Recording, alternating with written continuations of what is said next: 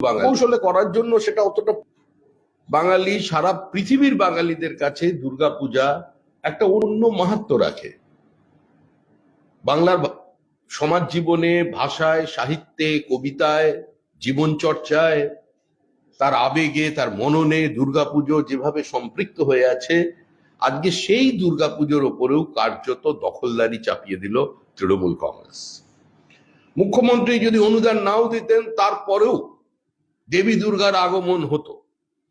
মুখ্যমন্ত্রী যদি কোনো অনুদান নাও দিতেন, তিনি যদি কোনো জায়গায় গিয়ে পিতৃপক্ষে কোনো দুর্গা ঠাকুরের চোখ না এঁকে দিতেন, তারপরেও দেবী দুর্গার চক্ষুন্মেষ হতো। কিন্তু দুর্ভাগ্যবশত আজকে যে ভাবে সরকার নিয়ন্ত্রণ করতে চাইছে এই একাধিপত্যকে, তার নজিরবিহীন। একদিকে মুখ্যমন্ত্রী আন্দোলনকে দমানোর জন্য বলছেন অনেক হয়েছে, তার দলের একজন ভারপ্রাপ্ত আধা অর্থমন্ত্রী তিনি বলছেন কত হাজার কোটি টাকার ব্যবসা নষ্ট হচ্ছে আন্দোলনের কারণে। মুখ্যমন্ত্রী আবার বলছেন আপনার উৎসবে ফিরুন, কিন্তু উৎসবে ফেরার চেহারাটা কি? বিধাননগর কমিশনার জানাচ্ছে যে পুজোর উদ্যোক্তাদের যে পুরো কর, বিদ্যুৎ বিল, দমকলের লাইসেন্স ইত্যাদি খাতে প্রায় 1 লক্ষ টাকা ছাড় পাওয়া যায় দুর্গাপুজোতে।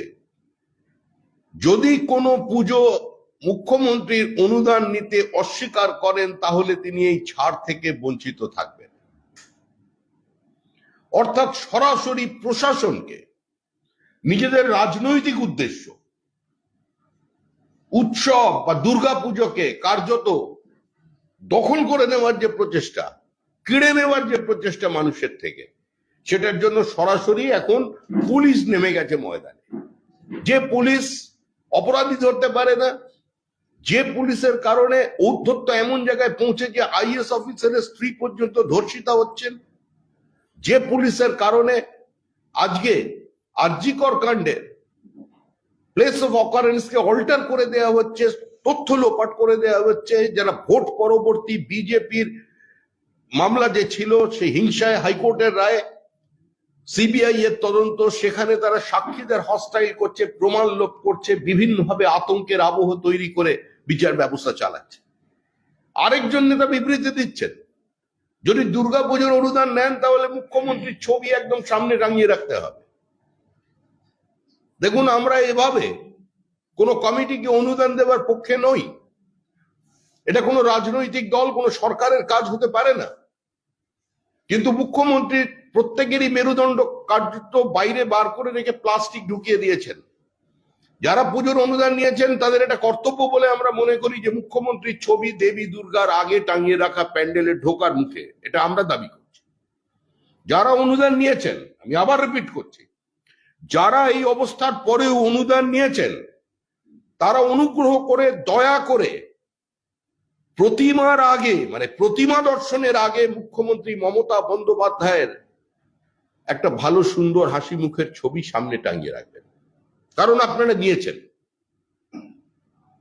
আপনারা দাসত্ব স্বীকার করেছেন এবং আপনারা যে দাস হয়ে গেছেন সেটা বলে দিচ্ছেন। হুমকি যারা নেননি, যারা প্রতিবাদ করেছেন, যারা বলেছেন এই 85,000 টাকা ছাড়াও আমার দুর্গাপুজো হবে, আমার এখানে কলা বউয়ের স্নান হবে, আমার দুর্গা প্রতিমা ঠিক সময় 3 দিন কাটিয়ে তিনি আবার ফিরে যাবেন নীলকণ্ঠ পাখিকে সঙ্গে নিয়ে।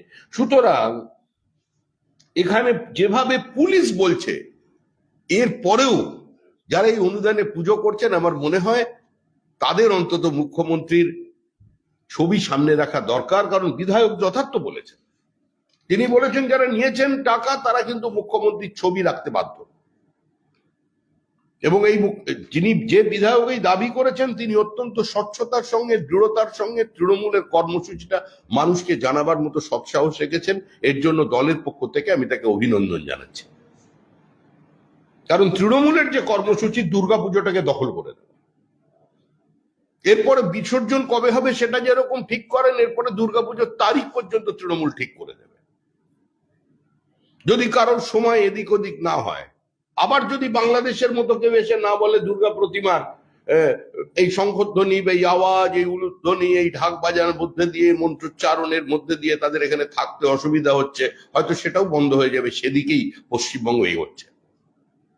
আজকে কামদুনির পার্শ্ববর্তী একটি অঞ্চলে হাড়োয়ায় আজকে দুর্গাপুজো কমিটি দুর্গাপুজো করতে ভয় পাচ্ছেন, কার্যত পুজো বন্ধ হয়ে যাবার মুখে। মুর্শিদাবাদের বিভিন্ন অংশে এই ঘটনা ঘটছে।